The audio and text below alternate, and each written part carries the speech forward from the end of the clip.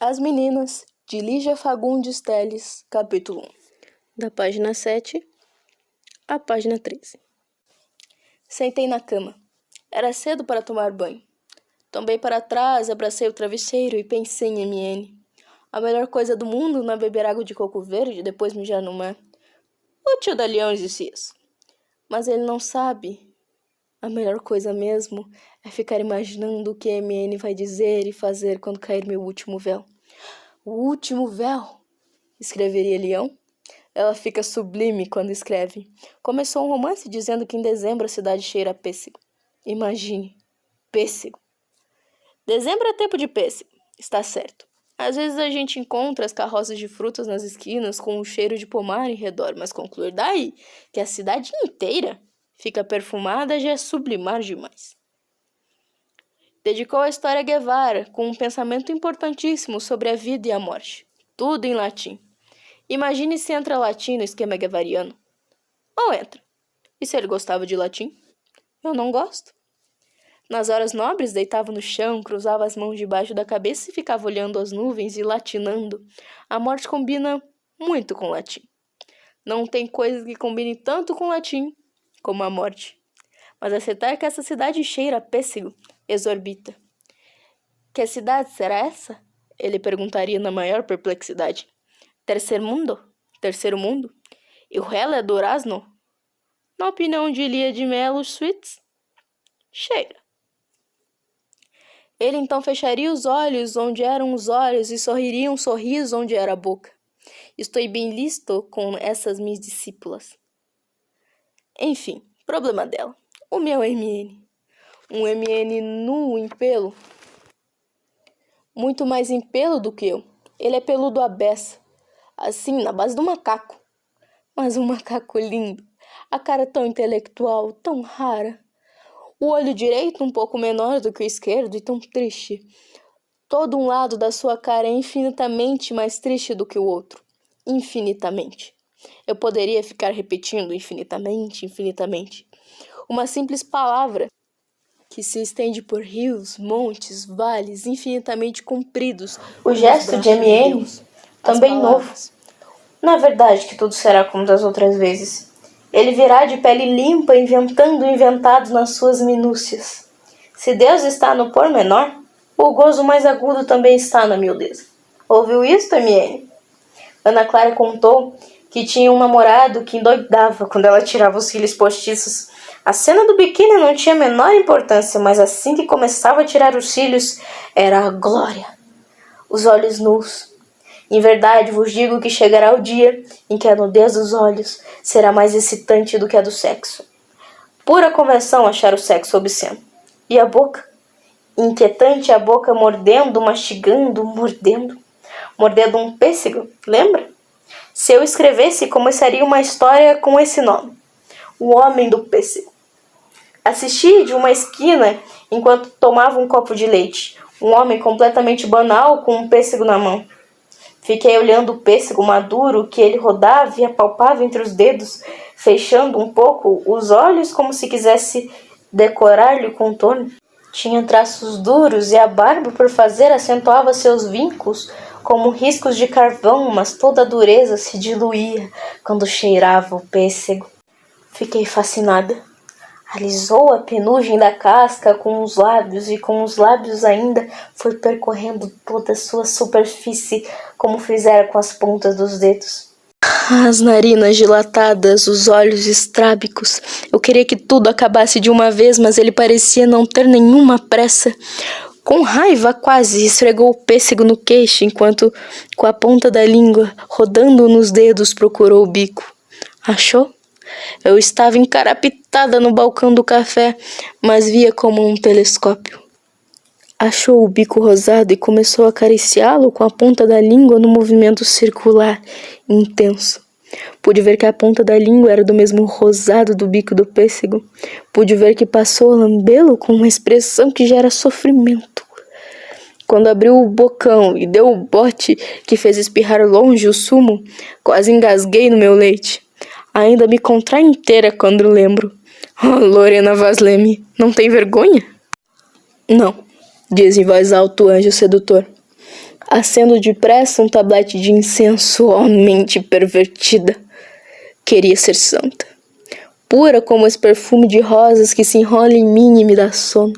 A astronauta também sentia sono quando acendia o incenso e se espreguiçava como me espreguiço. Foi com ele que aprendi a me espreguiçar. Gato à toa, por onde você anda, hein? Dava aulas diárias de preguiça e luxúria, mas nunca repetia os movimentos. Todo bailarino deveria ter um gato. A astúcia, ao mesmo tempo o abandono, o desprezo pelas coisas realmente desprezíveis e aquele cálculo e fixação. Todo feito de delicadezas perigosas o meu gato. Ou o demônio.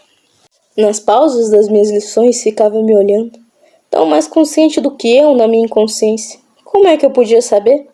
Ainda nem conhecia-me ele. Não ficava horas e horas minhocando como tenho minhocado. Ai, meu pai. Só Jesus compreende e perdoa. Só ele que já curtiu como nós. Jesus, Jesus, como eu te amo. Vou pôr um disco em sua homenagem. Espero. Ofereço música assim como Abel oferecia ovelhas. É lógico que ovelha é muito mais importante, mas Jesus sabe que tem horror de sangue. Minhas oferendas só podem ser musicais. Jimi Hendrix? Escuta, meu amado. Escuta esta última musiquinha que ele fez antes de morrer. Morreu drogado, pobrezinho. Todos eles morrem drogados, mas ouça e sei que você vai baixar a mão até sua carapinha cheia de suor e poeira. Dear Jim.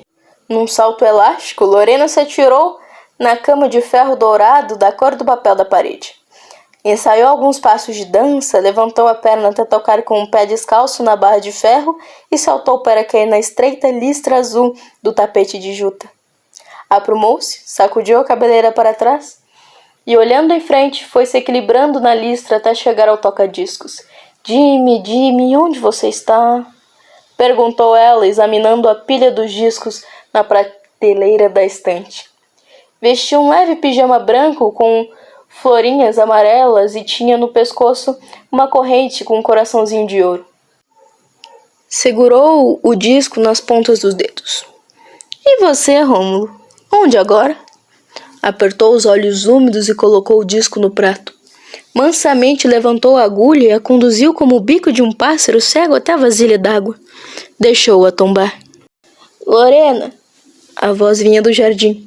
Rapidamente, ela repanhou a cabeleira, torceu-a na nuca e pôs-se nas pontas dos pés. Abriu os braços. Foi andando na listra em caracol do tapete, tensa como um equilibrista num fio de arame. Lorena, bota a cabeça na janela, quero falar com você. Ela vacilou perigosamente.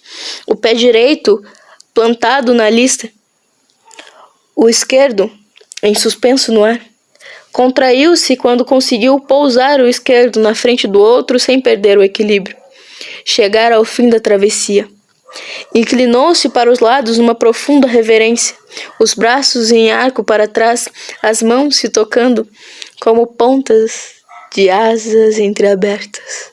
Agradeceu recuando um pouco, o sorriso modesto posto no chão. Mas empolgou-se a colher uma flor no ar, beijou-a e atirou-a triunfante para as galerias e voltou rodopiando a janela. Acenou para a jovem que esperava de braços cruzados no meio da alameda. Levou as mãos ao lado esquerdo do peito e suspirou com ênfase. Minha amada, seja bem-vinda. Veja que dia! É primavera, Leão, primavera. Vera, é verdade. Prima, naturalmente, primeira. A verdade primeira. Numa manhã assim, tenho que me segurar, senão saio voando. Olha, as margaridinhas abriram todas. Apontou o canteiro embaixo da janela. Coisa mais jóia. Bom dia, minhas margaridinhas. Lorena, será que você podia me dar um pouco de atenção? Fala, Lia de Mello Sweet. Fala. Com um movimento brusco, Lia puxou as grossas meias brancas até os joelhos. A sacola de couro resvalou para o chão, mas ela se concentrava nas meias, atenta como se esperasse vê-las escorregar em seguida. Apanhou a sacola. Será que amanhã sua mãe podia me emprestar o carro? Depois do jantar. Digamos às 9, entende?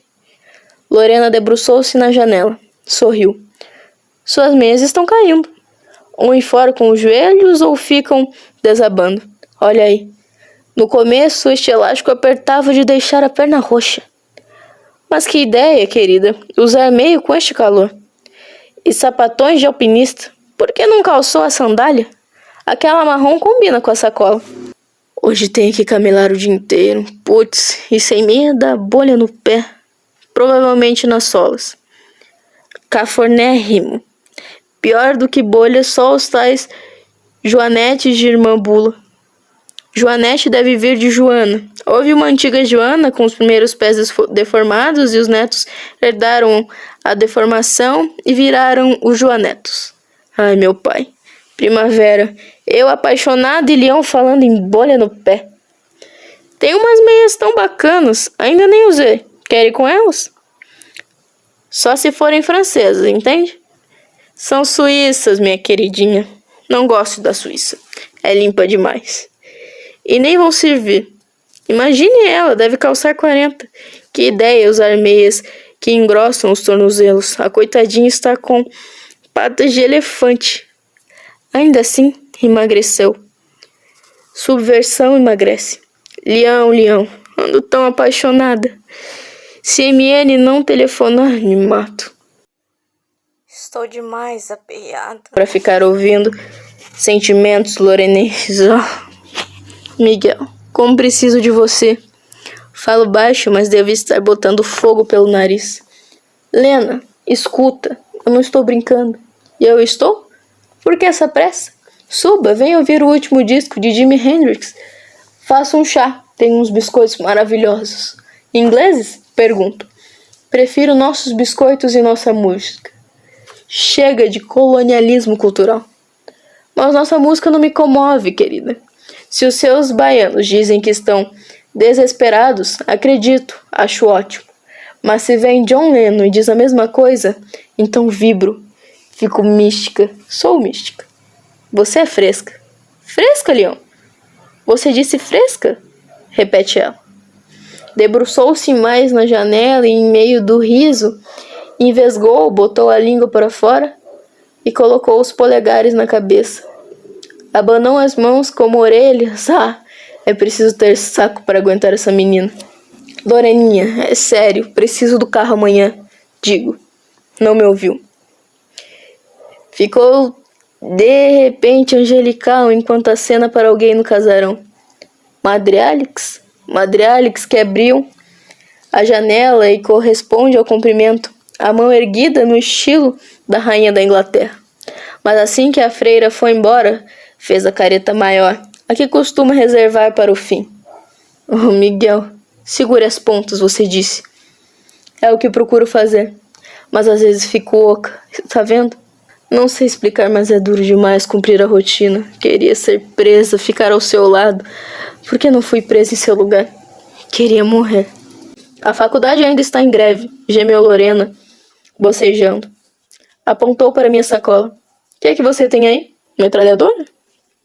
Aprumou-se como se manejasse uma, o olho cerrado na mira, os ombros sacudidos pela descarga. Tec, tec, tec, tec, tec. Apontou para o casarão. Tec, tec, tec. Descarregou em uma ambula que finge que brinca com a gata, mas está atenta em nós. Estou sorrindo porque sei que é exatamente assim que Miguel reagiria. Loreninha, não começa, não gosto dessa brincadeira. Vai pedir o carro? Devolvo no dia seguinte como da outra vez, não tem problema. Vocês deviam sequestrar o MN, Leon. Por que é que não sequestram o MN? Ele ficaria escondidinho debaixo da minha cama. Peromina, sequela, sequeloro. Amém. Acendo um cigarro. Que me importa dormir no meio dos bêbados, das putas? O cigarro aceso no meu peito dói sim, mas se soubesse que você está livre, dormindo na estrada ou debaixo da ponte. Mas livre. Não se aguentar o sofrimento dos outros, entende? O seu sofrimento, Miguel.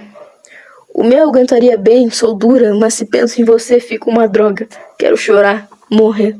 E estamos morrendo. Dessa ou de outra maneira, não estamos morrendo? Nunca o povo esteve tão longe de nós, não quer nem saber. E se souber, ainda fica com raiva.